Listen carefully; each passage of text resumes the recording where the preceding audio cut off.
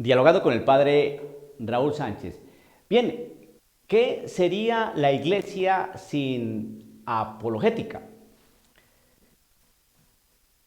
¿Qué sería la iglesia si no defendiera su enseñanza moral? ¿Qué sería de la iglesia si no existiera una manera de disciplinar a aquellos que desobedecen el derecho canónico o desobedecen los mismos lineamientos de la iglesia para que funcione como debe funcionar desde todos sus ámbitos? Pues, ¿qué sucede? Pues lo que estamos viviendo hoy en día. Dejamos de hacer apologética desde hace muy buen tiempo, muy buen tiempo. Uno cuando lee los padres de la iglesia, los padres apostólicos, uno ve en sus escritos siempre apologética, defensa de la fe. Esas herejías que nacieron en los primeros siglos de la iglesia fueron contrarrestadas precisamente por una espléndida apologética. Se dejó de hacer apologética, es decir, se dejó de defender la doctrina, de defender la moral, de defender la enseñanza de la iglesia, de defender la palabra del Señor. Se dejó de los ataques, porque son ataques violentos. Y los ataques se realizaban desde afuera, es decir, la gente que atacaba a la iglesia, muchos eran de afuera, planteamientos gnósticos, muy paganos. Había también gente de adentro, como Arrio, por ejemplo. Muchos de ellos eran católicos, sacerdotes y hasta obispos, pero empezaron a cambiar la doctrina. El mismo ejemplo de Martín Lutero, o sea, un agustino, un monje, un teólogo católico. ¿Y qué hizo? Bueno, entonces, pues la iglesia dejó de defender, dejó de enseñar con claridad y empezó a callar, a callar. Y empezó a callar, ¿cuándo empezó a callar? De una manera interesante. Digamos hace unos, más o menos redondeando, unos 70 años, más o menos. Empezó a silenciar en aras de una atmósfera un poco más pastoral, menos inquisitiva o inquisitorial. Mirar más, dejar de lado un poco la parte de la dogmática y mirar más el acontecimiento y el devenir histórico del hombre y cómo llegar a él con misericordia, con mayor cercanía, con una actitud un poco más fraterna, más abierta, sin entrar en tantos discursos y con esos lenguajes de prosopopeya pues, que utiliza a veces la iglesia. Eso hizo pues que los ataques fueran más virulentos, especialmente por parte de los cientificistas o de los científicos ateos, o ataques de los mismos ateos, los ataques de los comunistas, ataques de los gnósticos, toda esa gente de afuera, ¿no? Los ataques de las ideologías de aquellos años, el hipismo, ¿no? Toda esa revolución sexual, planteamientos ideológicos, sociales, muy complejos de entender en su contexto. Bien, todos esos ataques empezaron a darle a la iglesia. Entonces la iglesia dejó de defenderse por tener una mayor apertura, más acercamiento, más caminar con la gente desde hace unos 70 años. Y esto que vivimos hoy, pues precisamente son prácticamente los frutos, consecuencias de, ¿no? Entonces, cuando se deja de defender la doctrina, se deja de defender la moral, se deja de defender a la misma iglesia, se está dejando de defender al pueblo de Dios. Porque los pastores, los obispos, los sacerdotes, somos pues las personas que estamos encargadas de acompañar las almas. Somos curas de almas. Somos personas que estamos dados a defender al pueblo de Dios de los lobos. Y las ovejas han venido siendo destrozadas de una manera inmisericordia. Que hoy todo ese montón de ovejas, ese rebaño, está disperso, confundido. ¿A quién le hacemos caso? Es que unos obispos nos dicen esto, es que otros obispos nos dicen lo otro, es que el padrecito de mi parroquia tal cosa, sí, pero el del mío, el de la mía me dijo tal cosa, es que el diácono nos está diciendo, sí, pero es que el diácono de acá también, la señora del grupo dijo esto, pero la señora misma del grupo está diciendo otra cosa por allá. Mi grupo de iglesia es este, y mi grupo de iglesia que también es la misma parroquia, pero mi grupo es este. En la misma parroquia, diferentes grupos, y el sacerdote, ¿qué es lo que ha pasado de todo eso? Estoy aquí hablando, armado así, grosso modo, ¿no? Porque es un proceso bastante largo y complejo de explicar. Lo que ha pasado ahora es que dentro de la iglesia aparecieron, y esto que estoy diciendo aquí yo lo puedo corroborar, eso no me lo estoy inventando. Eso es simplemente poner una buena página católica, unos buenos videos y serios de iglesia y ahí va a encontrar usted la información. Eso por una parte. Y por los hechos que vemos, ¿no? Lo que está sucediendo ahora, que es consecuencia de lo que estoy explicando, lo que expliqué minutos atrás, pues es que ya dentro de la iglesia católica aparecieron los lobos. Los lobos. ¿Usted cómo llama a... Voy a dar dos ejemplos nomás. ¿Cómo llama usted a este sacerdote en Argentina que hizo todo un simulacro, una pantomima de boda católica?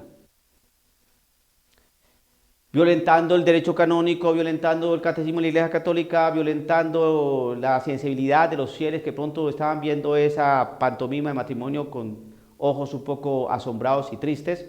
Le importó un pepino. ¿Qué le importó a ese hombre? El amor de dos hombres. Eso fue lo que le importó.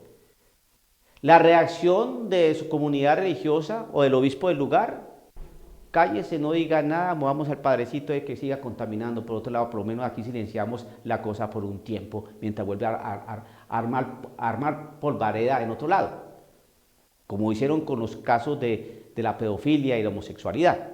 Así de sencillo, ¿no? Cambiemos a este curita, que nadie se entere, movámoslo para allá, calle de aquí, mándelo a estudiar por allá a Roma, mándelo a estudiar psicología, no sé qué cosa, silenciémoslo, ayúdelo, que sea vicario parroquial en tal diócesis de por allá de la parroquia más perdida del mundo, y así, para que estuviera un tiempo callado y después volviera a salir a polvarear, porque todas las cosas se descubren. No hay nada oculto que no llegue a saberse, no hay nada oculto que no llegue a saberse. Entonces, este sacerdote argentino, ¿no? Colman, si no estoy mal el apellido, y este otro sacerdote italiano que no bendijo los ramos, el día de Ramos, en protesta porque está sumamente ofendido, sumamente ofuscado, sumamente perturbado porque la iglesia reafirmó lo que siempre ha enseñado, que no se puede bendecir el pecado, y entonces este hombre estaba furibundo porque la iglesia no bendice el pecado, entonces tampoco bendice los ramos y punto. ¿Y qué pasó? Entonces, aquí independientemente de las sanciones que vayan o la disciplina o la manera de disciplinarlos a ellos, ¿no? Independientemente de eso, si los obispos se van a hacer cargo, no se van a hacer cargo, se van a tomar medidas, independientemente de eso, es mirar a esos lobitos. Padre Raúl Sánchez, no se hay misericordia con estos corderitos. Eso no es corderitos. Se equivocaron, pero su intención era recta. Pues sí, entonces mírenme a mí y hagan lo mismo. El Padre Raúl también tiene una intención recta, no es que falte la misericordia, es que quiere exhortar al pueblo de Dios de esos lobos que se metieron ahí. Como un niño chiquito, yo no bendigo estos ramos porque hay el Papa y la congregación para Chiña de la Fe no bendijo ni el pecado. Y como no bendice el pecado, yo no bendigo ramos. No. Y el otro, a mí me vale sombrero lo que diga mi obispo, mi congregación de los salesianos, no importa un sagrano pepino, a mí lo que me importa es el amor y que viva el amor. ¿Se aman o no se aman? Fulanito y sutanito, ¿se aman o no se aman? Eso es lo que a mí me llama. Muy bien, entonces yo bendigo. Yo hago un matrimonio, entre comillas, de ustedes. ¿Eso qué es? Y sin hablar, aquellos que dicen esos dos obispos tan ilustres, tan respetados, no, que están avergonzados, me avergüenzo de la iglesia, porque no bendice el pecado. Eso es lo peor que he podido escuchar de un obispo. Por allá en Europa. No sé si es belga o alemán, ve que es belga.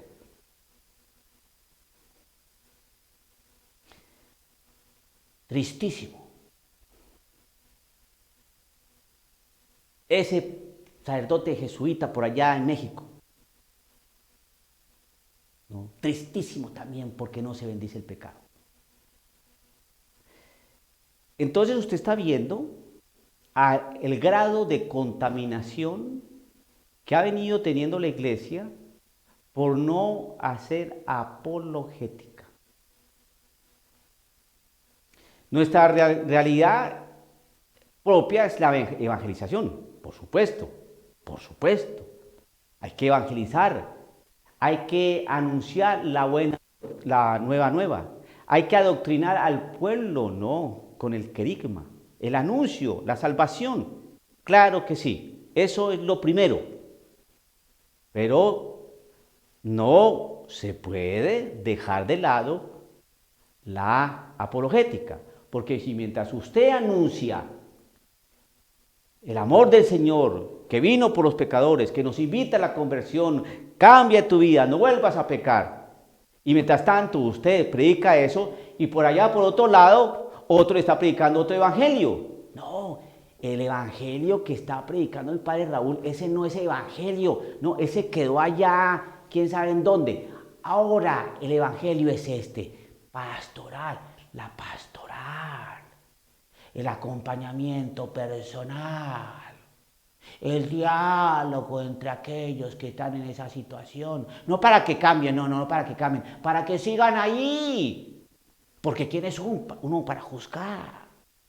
Tal vez se aman, hay que comprender las situaciones actuales, mirar su contexto, su realidad.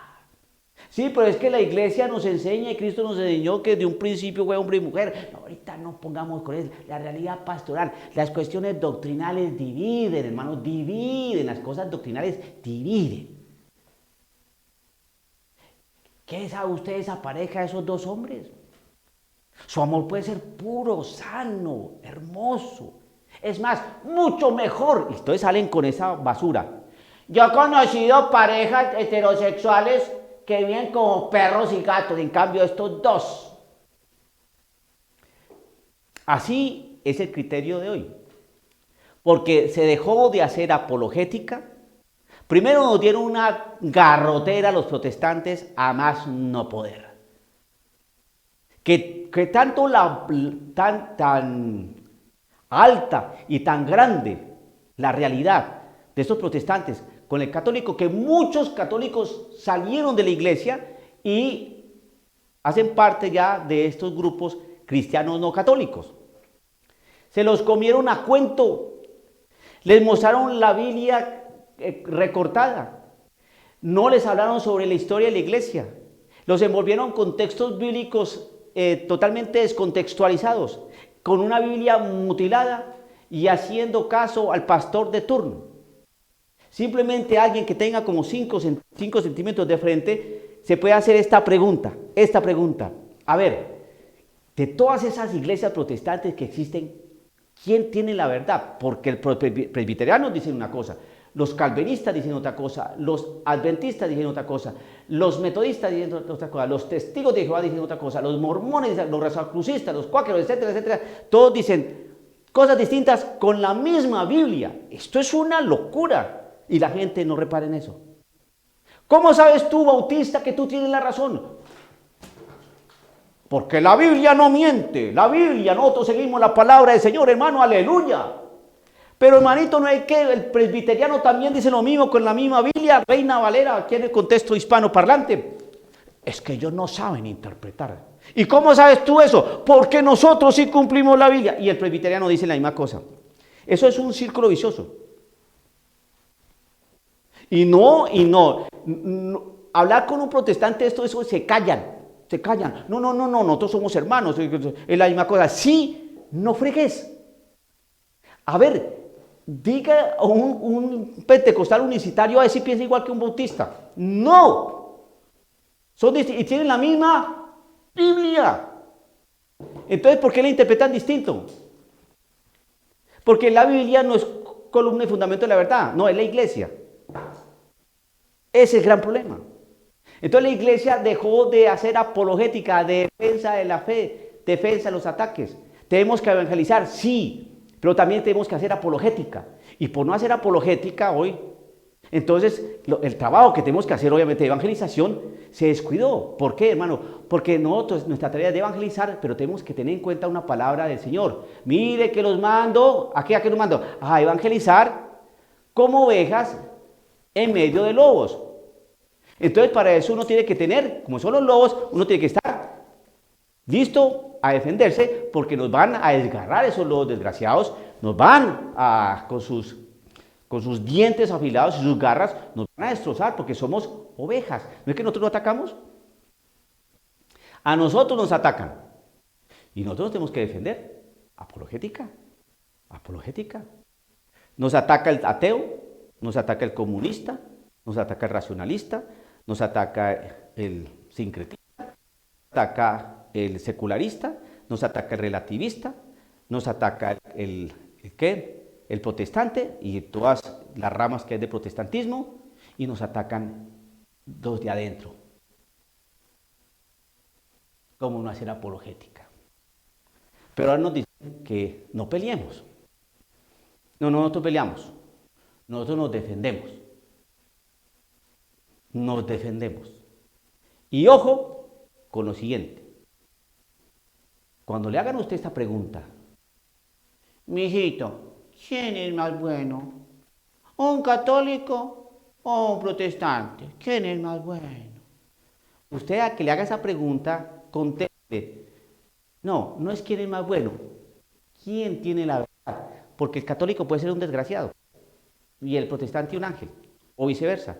Aquí no se trata de quién es más bueno, sino dónde está la verdad, quién tiene la verdad. Y San Pablo nos lo enseña. La iglesia es columna y fundamento de la verdad. ¿Cuál iglesia? La católica. Eso se dijo en el siglo I. Las iglesias protestantes aparecieron en el año 1517 en adelante. O sea, está hablando de la católica. Punto. Y no nos enredemos más. Si estamos con Cristo y tenemos un Cristo vivo y resucitado, Cristo está con nosotros, Cristo nos acompaña y hacer frente a toda esta sinvergüenzada que estamos viendo. Sea firme, no tenga miedo. Ahora sí, como dicen los hermanos carismáticos, tenemos un Cristo de poder, aleluya, hermano. Pues que entonces, que se vea. Dialogando con el padre Raúl Sánchez.